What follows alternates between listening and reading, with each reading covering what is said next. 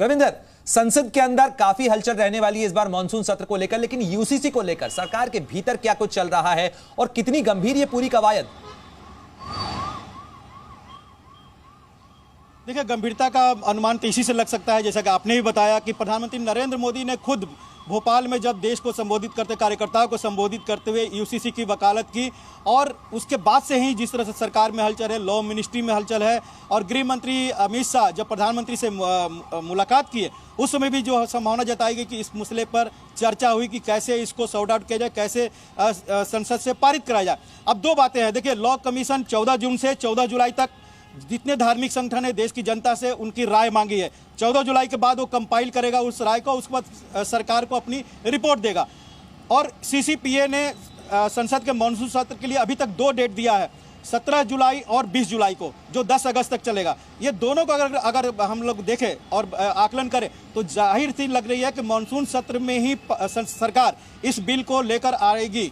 और अगर बहुत ज़्यादा परेशानी हुई या हंगामा हुआ तो हो सकता है कि स्टैंडिंग कमेटी को दे, लेकिन सरकार या बीजेपी का जो पर्पस है कि यूसीसी बिल हम संसद में ले आए हैं, हम इसके प्रति गंभीर हैं, कम से कम अपने कार्यकर्ताओं को यह संदेश जाएगा जो प्रधानमंत्री ने कहा सरकार उसको लेकर कवायद कर रही है। और इसका असर जाहिर तौर पर अगर सियासी तौर पर देखा जाए तो 3 राज्यों में जो विधानसभा चुनाव होने वाले हैं वहाँ पर बीजेपी सीना ठोक कर कहेगी कि हमने तीनों अपनी जो कोर इशूज हैं, चाहे श्री राम मंदिर हो, 370 हो या फिर यूसीसी हो, ये 2 पहले लागू कर चुके थे और यूसीसी को हम संसद के जरिए पारित करा रहे हैं, लेकिन कांग्रेस और दूसरे दल विरोध कर रहे हैं, इसलिए हमने स्टैंडिंग कमेटी में दिया है।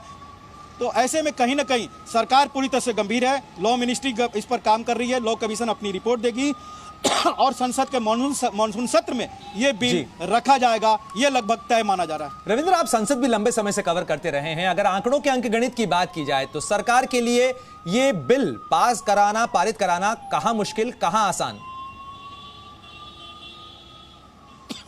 देखिए, लोकसभा में कोई परेशानी तो है नहीं, राज्यसभा की जहां तक बात है तो आप इसका देखिए कि आम आदमी पार्टी ने साफ तौर पर कहा है कि वो इसका विरोध नहीं करेगी।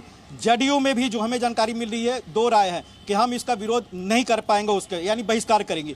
बीजेडी और वाईएसआर कांग्रेस जैसे जो हमेशा संसद में एनडीए का सपोर्ट करते रहे, चाहे बहिष्कार करके या वोटिंग करके साथ में, तो कहीं ना कहीं कांग्रेस को अब रुख तय करना होगा। कांग्रेस भी इस पर बहुत ज्यादा खुलकर विरोध नहीं करेगी। विरोध में महत्वपूर्ण बात है कि कांग्रेस के लिए जरूर उलझन हो गई है। रविंद्र, आप बने रहे मेरे साथ में, लेकिन कांग्रेस इस पूरे मामले को लेकर क्या कह रही है जरा वो भी दर्शकों को सुनवाते हैं, क्योंकि कांग्रेस नेता मनीष तिवारी ने कहा है कि यूनिफॉर्म सिविल कोड को लाने का कोई मतलब ही नहीं है, इसका तो कोई औचित्य ही नहीं है। क्या कुछ उन्होंने कहा, जरा सुनिए।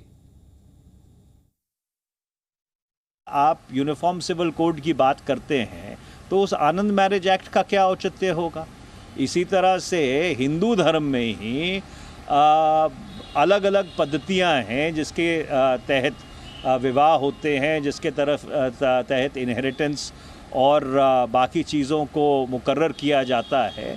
और भारत के कानून में एक यूनिफॉर्म सिविल कोड है तो सही, जो स्पेशल मैरिज एक्ट है और जो इंडियन सक्सेशन एक्ट है वो अपने आप में यूनिफॉर्म सिविल कोड है। तो फिर यूनिफॉर्म सिविल कोड का औचित्य क्या है?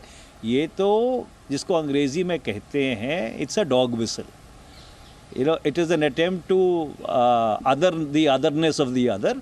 इसका कोई औचित्य नहीं है, ये ध्रुवीकरण का एक और मसौदा है।